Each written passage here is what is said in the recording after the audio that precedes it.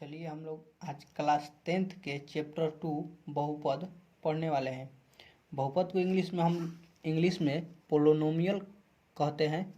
और देखिए, बहुपद पढ़ने से पहले हम लोगों को उसके बारे में जानना होगा बेसिक। और हम लोग चैप्टर बनाने से पहले बेसिक जानते ही हैं, तो बेसिक हम बता रहे हैं आप लोगों को। आप लोग देखिए बेसिक पहले देखिए, बहुपद होता है क्या, पहले ये जानना होगा कि बहुपद हम लोग किसे कहते हैं। बहुपद ऐसी बीजीय व्यंजक जिसमें चरों के घात सदैव पूर्ण संख्या है। मतलब कि चरों के घात हमेशा पूर्ण संख्या माने प्लस में होना चाहिए, हमेशा प्लस में। क्योंकि पूर्ण संख्या हम लोग उसे कहते हैं जो जीरो से लेके प्लस में अनंत तक होता है, प्लस में अनंत तक होता है, उसे ही हम लोग पूर्ण संख्या बोलते हैं। तो ये याद रखिएगा। अब आप लोगों को बताते हैं कि चर किसे कहते हैं। देखिए, चर हम लोग उसे बोलते हैं जो ABCD के सारी संख्या को हम लोग चर संख्या बोलते हैं। जैसे कि X Y Z ABCD, इसमें ABCD में की जितनी भी संख्या है उसे हम लोग चर संख्या बोलते हैं। चर के घात पूर्ण होना चाहिए, मतलब कि जो पढ़ने वाले हैं तो चर के घात अगर पूर्ण होगा तो हम लोग उसे बहुपद कहेंगे, अगर नहीं होगा तो बहुपद नहीं कहेंगे। तो देखिए, अचर किसे कहते हैं। देखिए, अचर के जगह पर देखिए, अचर हम लोग जो गिनती की सारी संख्या है उसे हम लोग अचर बोलते हैं। गिनती की सारी संख्या को अचर बोलते हैं। इसके जगह पर कुछ भी हो सकता है, बहुपद में इसके जगह पर कुछ भी हो सकता है। आप लोग को चलिए दिखाते हैं, देखते हैं कि इनमें से कौन सा बहुपद है, कौन बहुपद नहीं है। तो देखिए, बोला है कि चर के जो पावर में घात है वो हमेशा पूर्ण होना चाहिए, मतलब कि प्लस में होना चाहिए। तो देखिए, इसका घात जो है वो हम प्लस में है, इसका घात प्लस में है, तो ये बहुपद है। और देखिए, इसका भी पावर 1 है तो यह भी प्लस में है, तो यह भी बहुपद है, ये बहुपद है।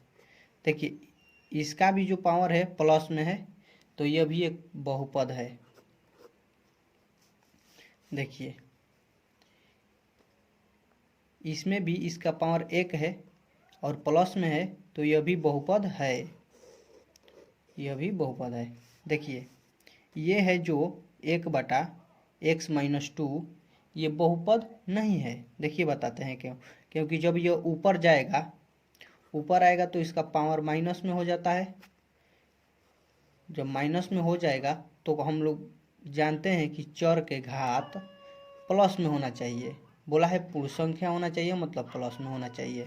तो ये प्लस में नहीं है, इसलिए यह बहुपद नहीं है। अब देखिए, 5वां नंबर है रूट में, √x + 5, यह भी बहुपद नहीं है। क्योंकि हम लोग जब निकालेंगे x को रूट से बाहर तो हो जाएगा 1/2 + 5। और जब यह देखिए बटे के रूप में भी रहता है तो बहुपद नहीं होता है। और यह जब 2 ऊपर जाएगा, जब 1/2 है और 2 ऊपर जाएगा तो -2 हो जाएगा। जब -2 हो जाएगा तो x - 2 + 5 हो जाएगा, तो ये बहुपद नहीं होगा। क्योंकि पूर्ण संख्या बोला है तो पूर्ण संख्या में प्लस आता है। देखिए, यह भी देखते हैं चर के घात इसमें भी प्लस है, यहाँ पर 1 है, यह भी प्लस है, तो यह भी बहुपद है। और देखिए, आप लोगों को बताते हैं। देखिए, इसमें अचर पद को हम नहीं देखेंगे। अचर पद यहाँ पर माइनस में है, कोई बात नहीं, माइनस प्लस से इसमें अचर पद में कोई बात नहीं होता है।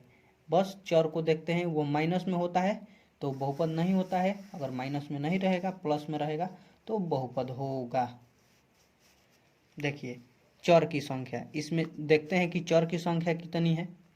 देखिए, इसमें अधिकतम चर 4 है, तो इसमें चर की संख्या कितनी है। नहीं, चर, सॉरी, चर हम लोग इसे बोलते हैं, घात नहीं, चर एक चर है, क्योंकि x दोनों है, तो इसमें चर की संख्या 1 है और घात की संख्या 4 है। अधिकतम घात इसमें 4 है, इसलिए इसमें घातों की संख्या 4 है। इसमें देखते हैं चर की संख्या 2 है, x और y अलग अलग रहेगा तो गिन लेंगे, 1 2 2 है, चर की संख्या 2 है, अधिकतम घात 3 है, अधिकतम घात 3 है। अब देखिए ये तो बहुपद है नहीं, इसमें चर की संख्या 1 है, चर की संख्या 1 है और घात की संख्या 1 है। ये बहुपद नहीं है, यह भी बहुपद नहीं है। देखिए ये बहुपद है, जो बहुपद रहेगा उसे ही हम लोग देखेंगे। देखिए ये बहुपद है, इसमें चर की संख्या 1 है और घात की संख्या 3 है, अधिकतम घात देखते हैं।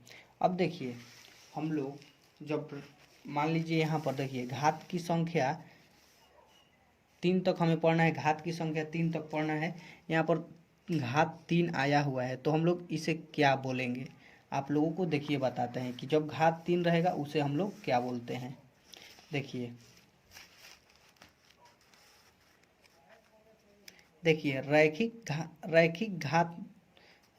घात मतलब होता है कि किसी का अधिकतम घात 1 होना चाहिए। मान लीजिए कि चर का घात 1 है तो उसे हम लोग रैखिक बहुपद बोलते हैं।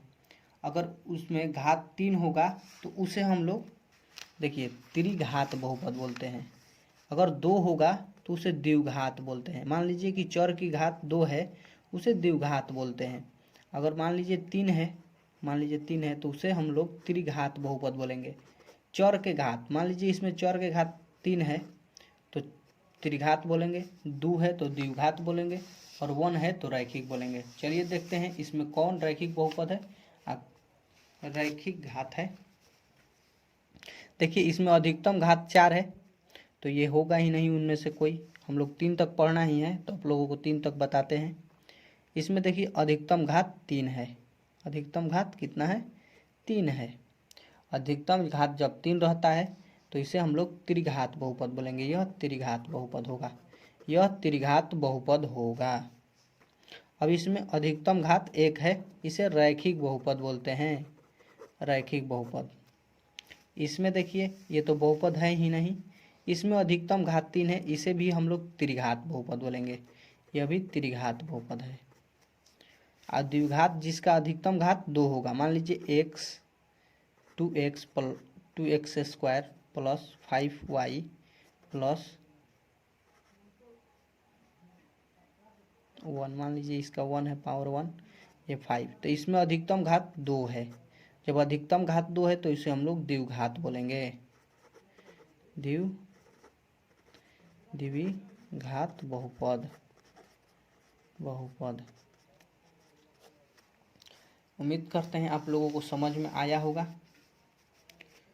चलिए कल हम लोग